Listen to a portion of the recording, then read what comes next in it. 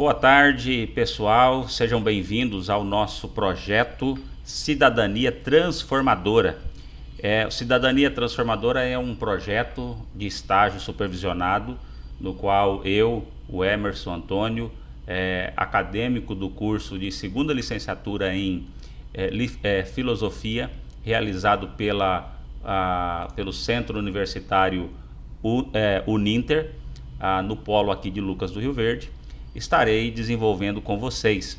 O nosso objetivo na realização desse projeto, que tem por tema Cidadania Transformadora, tem como objetivo conhecer os conceitos e os princípios fundamentais da cidadania e quais os benefícios de conhecermos esses benefícios ou os conceitos da cidadania, né? Quais os benefícios para a nossa vida pessoal, familiar e social.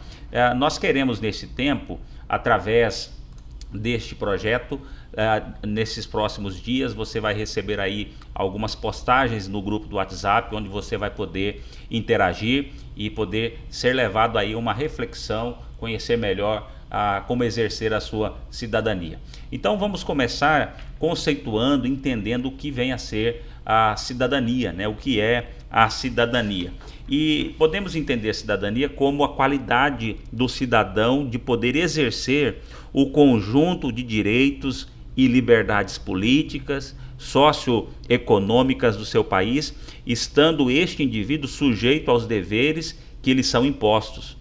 Então, a cidadania também, ao mesmo tempo, se relaciona com a participação consciente do indivíduo na vida pública, na vida comunitária, na sociedade, né? É entender, portanto, como eu posso desfrutar dos meus direitos e quais são eles, e como eu devo também praticar os meus deveres e quais são eles. Então nós vamos ver um pouco alguns exemplos relacionados a isso aqui no nosso encontro.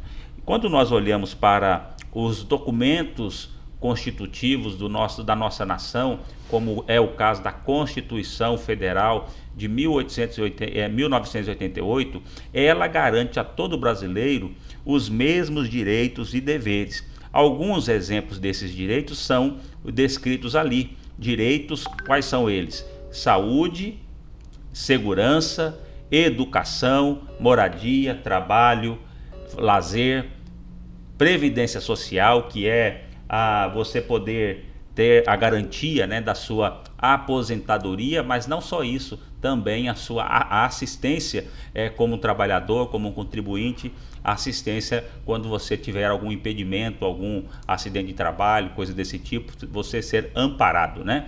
Temos ali o direito à alimentação, transporte, a proteção à maternidade, à infância. Nós vamos falar muito sobre a questão da infância. Também ninguém é obrigado a fazer ou deixar de fazer coisa alguma, senão em virtude da lei. Você só é obrigado a fazer ou deixar de fazer aquilo que a lei te obriga ou aquilo que a lei também não te obriga.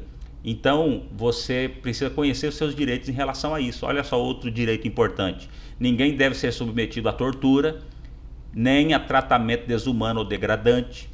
Também a manifestação do pensamento ela é livre, sendo vedado o anonimato. Você tem a liberdade de expressar a sua opinião, tem também a liberdade de crença. Por exemplo, a liberdade de consciência e de crença é inviolável, sendo assegurado o livre exercício dos cultos religiosos. Eu não sei qual é a sua religião, se você é evangélico, se você é católico, se você é de uma outra corrente religiosa, seja ela qual for. O Brasil é um país que dá liberdade religiosa, a separação entre o Estado e a Igreja, e, portanto, cada indivíduo precisa desfrutar desse direito, dessa liberdade no exercício da sua cidadania e respeitar o direito do outro também em praticar o seu culto, a sua religião, como este melhor entender.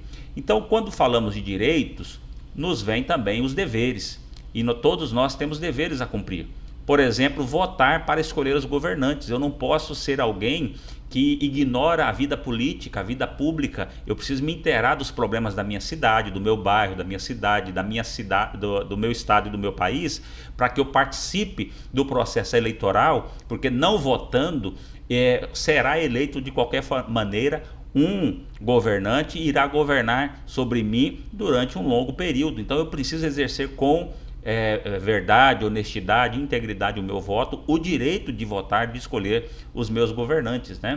Isso é também exercer a cidadania, cumprir as leis, obedecer aquilo que a legislação estabelece, respeitar os direitos sociais das outras pessoas, porque nós vivemos em comunidade, cada indivíduo tem os seus direitos privados, mas há direitos, e por isso, né, eu preciso proteger e respeitar os direitos das outras pessoas. Também educar e proteger o semelhante, proteger a natureza, preservação do meio ambiente, proteger o patrimônio público, social e social do país. Então a gente vê muitas pessoas que depredam os patrimônios públicos na cidade, os espaços públicos, praças, parques, e isso é um bem público e nós temos o dever a responsabilidade em preservar, colaborar com as autoridades, né? Então falamos aí que esse conceito de cidadania como a qualidade do cidadão exercer o conjunto de direitos e deveres que ele tem, mas nós precisamos entender que cada pessoa, cada indivíduo tem uma identidade. Cada um de nós tem uma identidade própria, somos pessoas, indivíduos que possuem uma identidade. Então nesse sentido é que nós precisamos entender que somos seres individuais e por isso indivíduos, né? Indivíduos esses que têm responsabilidades diferentes, personalidades diferentes, têm aparência diferente, gostos diferentes, e apesar dessas diferenças, o exercício da cidadania exige que eu aprenda a conviver com o diferente, a respeitar o diferente, né? Por quê? Porque somos pessoas individuais, indivíduos, mas todos somos pessoas, temos nomes, direitos individuais que precisam ser respeitados. Devemos ser respeitados por ser quem nós somos, como devemos aprender a respeitar os diferentes de nós. Então, a visão que a nossa legislação estabelece, como também a visão cristã, por exemplo, eu trouxe aqui um exemplo do que a Bíblia diz de quem você é, e veja como Deus descreve o homem. Olha só que interessante aqui o Salmo 8, verso 3 a 7. Quando contemplo os teus céus, obra dos teus dedos, a lua e as estrelas que ali firmaste, pergunto, que é o homem para que com ele te importes e o filho do homem para que com ele te preocupes? Tu o fizeste um pouco menor do que os seres celestiais e o coroaste de glória e de honra. Tu o fizeste dominar sobre as obras das tuas mãos, sobre os teus pés tudo puseste. Todos os rebanhos e manadas e até os animais selvagens. Então veja, o que a visão cristã nos ensina é que nós somos criados por Deus, detidos de uma personalidade por Deus e também revestidos de autoridade para governar, administrar as coisas que Deus criou neste mundo, né?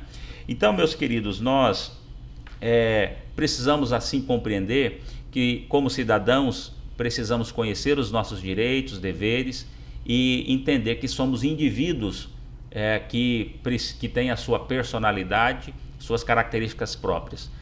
Mas conhecendo isso e conhecendo os direitos e deveres, nos leva a algo muito importante, que é o exercício da nossa cidadania em comunidade.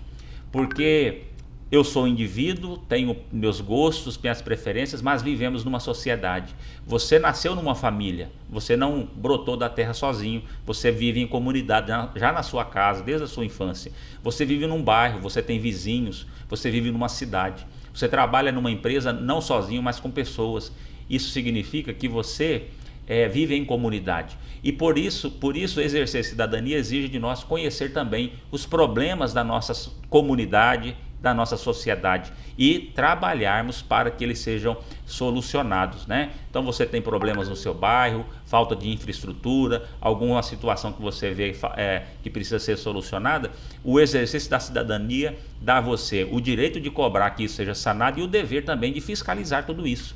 Então, vivendo em comunidade como cidadãos, nós precisamos aprender a conviver. Precisamos aprender a respeitar o outro, a respeitar o próximo. E isso é muito importante nós ensinarmos os nossos filhos, as crianças, para que elas aprendam, e elas estão observando a minha e a sua atitude como cidadão, e eles irão reproduzir aquilo que eles veem nos seus pais, nos seus responsáveis, tá bom?